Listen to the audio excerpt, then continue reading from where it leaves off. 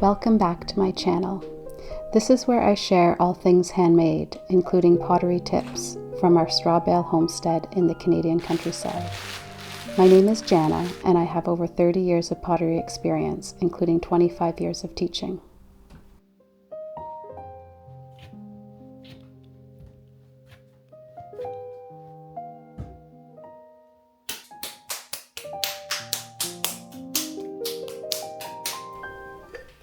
Today I'm going to be making more of these travel cups. There's basically two key features that I'm going to bring to your attention today. One is getting a lid that fits on and sort of snaps into place, because we want that lid to fit secure and not come off, obviously, when you're drinking from it. Secondly, this is a measuring thing, actually they're both measuring things, is making sure it fits in a cup holder. So you want to throw a shape that probably tapers at the bottom, because otherwise it would be very skinny the whole way along.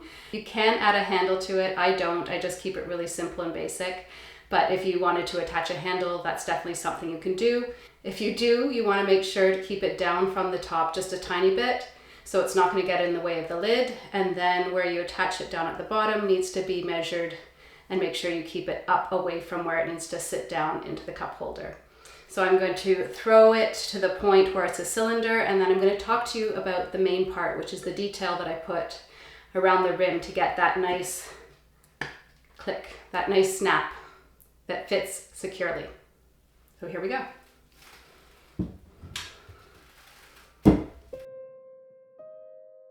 The travel cups which I am making in this video will be sold at a little self-serve stand on our property, as well as a quaint market shop in the hamlet near where we live. I started taking pottery classes in high school at the age of 15. I bought my wheel with my first real job as a barista when I was 16. It is still the same wheel I use today.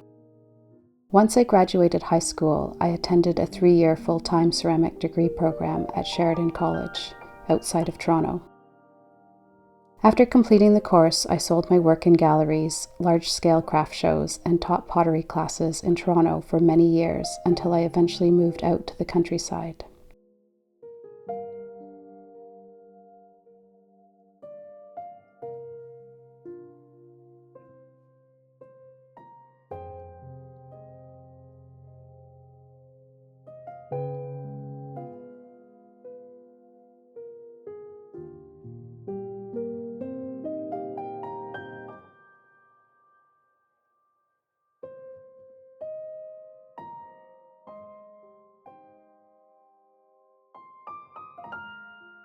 So now we're at the crucial point where we need to address the rim.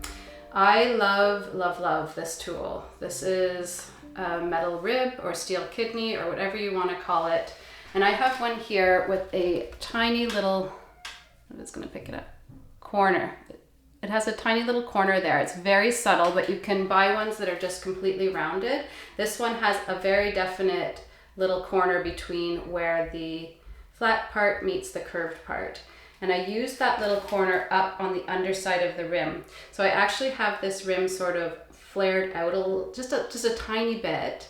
And that corner of the rib goes right underneath the rim, because what I want to do is create a tiny little shelf that will catch the lid. So that's the first thing. The second thing is to make it the right size. So those silicone lids do have a little bit of flexibility, but not a whole lot. So even when I measure them and I make a whole bunch, I'm still gonna get a couple that the lids just don't fit properly. They're either a little bit too tight or a little bit too loose. And with those, you can just use them as cups. They don't have to have the lids. But I know from my clay shrinkage and experimenting that I need to have this 4 inches, which it actually is. I didn't even try. Honestly, I just ended up as 4 inches. I'm pretty good at sort of doing these things automatically. But if it wasn't quite right, I could pull it out a little bit or squeeze it in a little bit and play with it until it measures exactly the 4 inches that I need it. Pretty much every clay that you buy commercially will tell you what the shrinkage rate is. So you can start there and maybe get it right. But I did find I needed to do some trial and error, even though I knew the shrinkage rate, to get this bang on. So those are my 2 suggestions when you're making travel cups.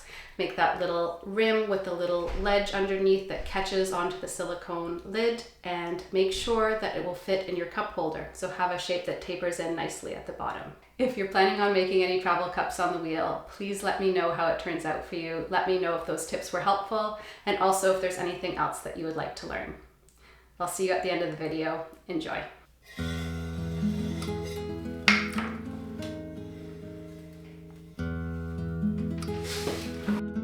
We lived in my parents' cottage while we constructed our straw bale homestead on a vacant piece of land. It took over 3 years to build the pottery studio and house. During this time, I hardly touched clay except when I was applying the earthen plaster to our straw bale walls. I spent my days doing construction on our buildings, and at night I worked at a restaurant as a server to pay the bills. It was exhausting and exhilarating all at the same time.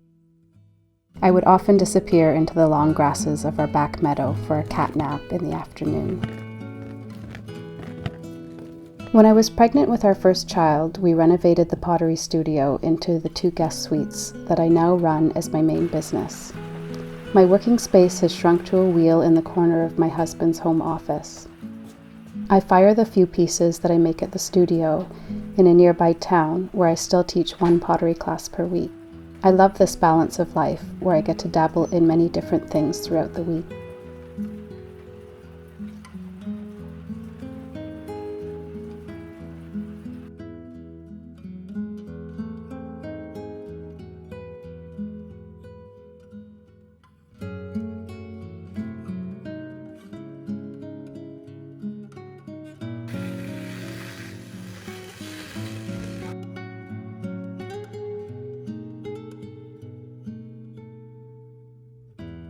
In addition to the travel cups, I am making more Christmas deer ornaments, this time using white clay instead of brown.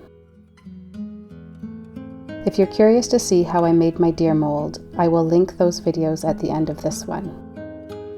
At the studio where I teach, we are loading numerous cookie cutter ornaments in and out of the kilns right now.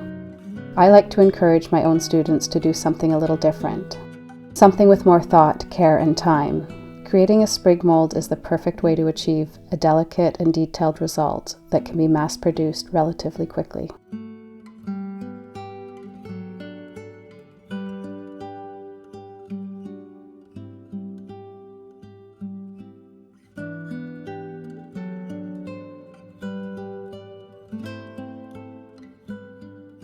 Besides pottery, I sew our clothing.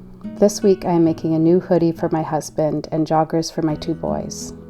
In Canada, there is a province called Saskatchewan. When I first met my husband Jake, he was home visiting from a job he had taken as a journeyman ironworker there. I went out to visit him and learned that hoodies are called bunny hugs in Saskatchewan. How cute is that? Nowhere outside this province do we call them that. After a couple of very busy social weeks, I'm giving myself permission to take a wee break in order to get some winter prep done on our property. Bobby, what are you doing in my pottery? Bobby, you're knocking stuff over. Besides our chores, I have been feeling the call to slow down for my own well-being. It is easy to get caught up in going places and visiting. It's something I'm mindful of, and when I feel myself slipping into being busy, I catch myself, slow down, and create the space and time I need to ground and come back to quiet. So our rain of the past few days changed to this beautiful snow. I am loving this time of year, and I'm really, really looking forward to giving myself some time off of just other commitments and focusing on getting this place prepared for winter.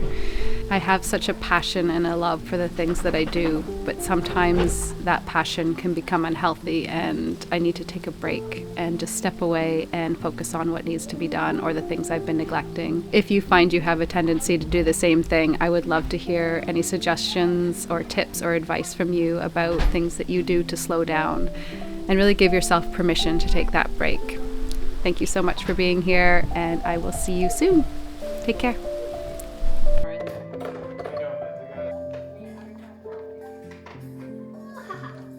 Can you stay safe here?